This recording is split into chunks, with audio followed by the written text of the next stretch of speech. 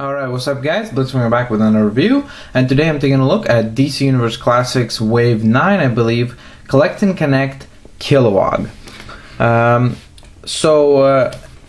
Right away, just a quick point, this was my very first Collect and Connect figure, and it definitely got me hooked on the whole Collect and Connect thing, like the Marvel Legends Build-A-Figure type of deal.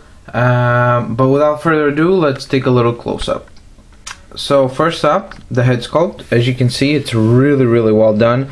I love the little detail of the red eyes. It really adds a lot of character and makes him a really badass looking head sculpt.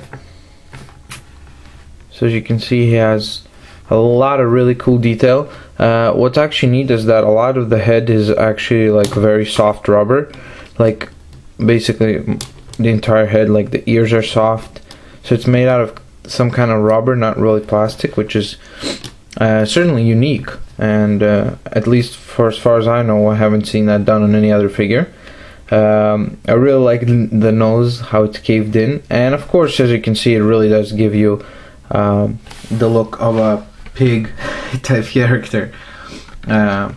Just make sure you don't say that 5-letter word around him, BACAON. I love how I know how to spell that right. Yeah, very well done on my part. So then if we look down, you can see it follows through the detail, like his kind of skin tone and everything, with a lot of rigids and nice finishes with the black on the inside, and the same on the back here, as you can see. And then it kind of goes into his costume, so it's a really neat transaction from kind of his costume up to his rest of his sculpt, so to speak. I also really like actually on him his entire muscular build, because it allows him to look exactly what you would want him to look like, which is a very like muscular and built character who is very powerful, and follows through on the entire figure. As you can see, there's a lot of kind of muscle engravings coming out of the suit, even though the suit is like basically a skin tight, so it allows for a lot of muscle expression and things like that, as well as on the abs area. A nice little Green Lantern, well, not very little, a nice Green Lantern logo there. On his hand, he does have the Green Lantern ring, and of course he supports the 4 fingers, 3 fingers and 1 thumb. I really like actually how his abs actually work all the way down up to his close up on his crotch. Sorry about that, but I like that they do a lot of shading, and again it expresses that the character is a very powerful character and very strong. Same thing with the legs. You kind of lose a lot of that detail towards the bottom of the figure, like there's not as much characterful expression on the muscle, and not as much toning done on the muscular area. If my camera focuses, that would be nice. But there, as you can see right there, there's still some present throughout the entire piece. So overall, he's a really well sculpted and well painted Collect and Connect figure. Actually, a few complaints that I do have is not even about him, it's more about the way of getting him. Basically, you could buy him alone, but it's kind of expensive, plus the other factor is that he comes in a line that has other Green Lanterns, so in a way, I mean, if you're collecting Green Lanterns, obviously this is at the top of your list, but if you have the chance to build him and at the same time grab a couple of other Green Lanterns, you might as well do that, right? So that's the only issue, because some of the characters in that wave, especially Shark, I don't know, I wasn't really impressed with that figure. And again, going back to what I've said before, is paying $20 for that was a little bit hard, but considering I got Kilowog complete after that, I was happy with my purchase, I guess.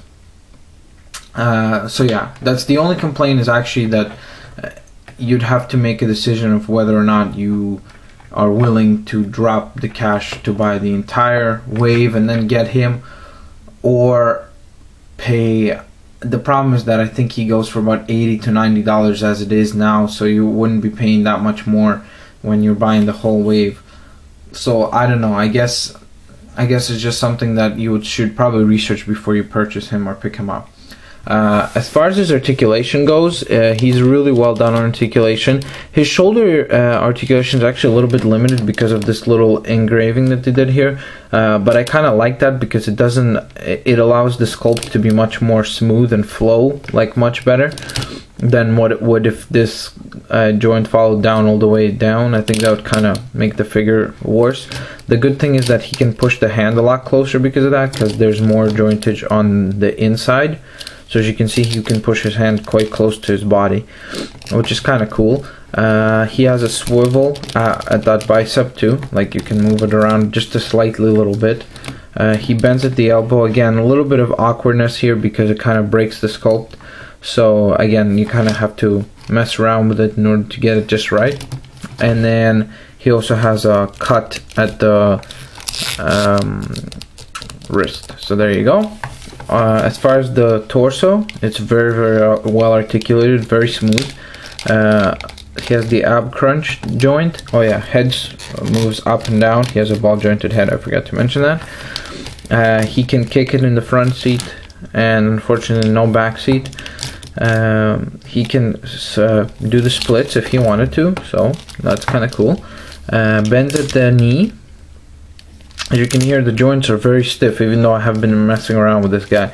I really like his ankle joints actually, because they do tilt sideways as well as have a up and down motion, which allows him to do wide-legged poses and then just slide the, sorry, you can't even see it, wide-legged poses, and then just use the joint to make up for, like, in order to make sure that he is flat, basically stands flat on the ground and doesn't slide around.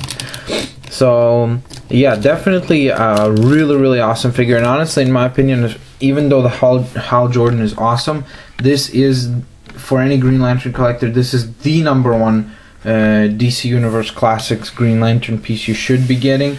First up, honestly, even though Hal Jordan is the leader, so to speak, I still feel like this is the most solid Green Lantern character you can get. As far as a quick size comparison, here I got John Stewart, and of course my 3 3/4 representative, Mr. Crimson Dynamo. As you can see, he towers above the 3 3/4 figure quite a bit, and he does look quite nice with, sorry, let me just make sure his legs are flat. He does look quite nice with an 8-inch figure. He could be a little bit taller, especially with like Stell coming out right now, who is much taller, but I guess he makes up for it for being a very bulky figure, because as you can see, he's almost from shoulder to shoulder the same width as John Stewart's height is. So it's kind of cool that, again, as I said, he does a really good job of representing this really giant and very kind of large, menacing, strong figure. You know what I mean? Like, he's a very powerful character in the comic books, and he does a really good job of, this figure does a really good job of staying true to that aesthetic and that look that he had from the comic books, and hopefully he does in the movie. So this is pretty much it, guys. I will review the rest of the lanterns as time goes on. This week was just focused on the 3 figures, Kilowog, Hal Jordan, and John Stewart. And Sodom Yat. John Stewart and Kat Matui, and what's his name? I think Badge. Yeah, I think Badge will be reviewed later on as well. And yeah, so this is pretty much it. Remember, comment, subscribe, rate. If you do own him, or if you like the character or anything like that, let me know below. Anything you think about the character, or if you do own the figure, what are your thoughts of it? Do you like it? Do you not like it? Were you impressed? Were you not impressed? That's pretty much it. I'll catch you guys next time. Have a good one. Stay safe. Bloodswinger out.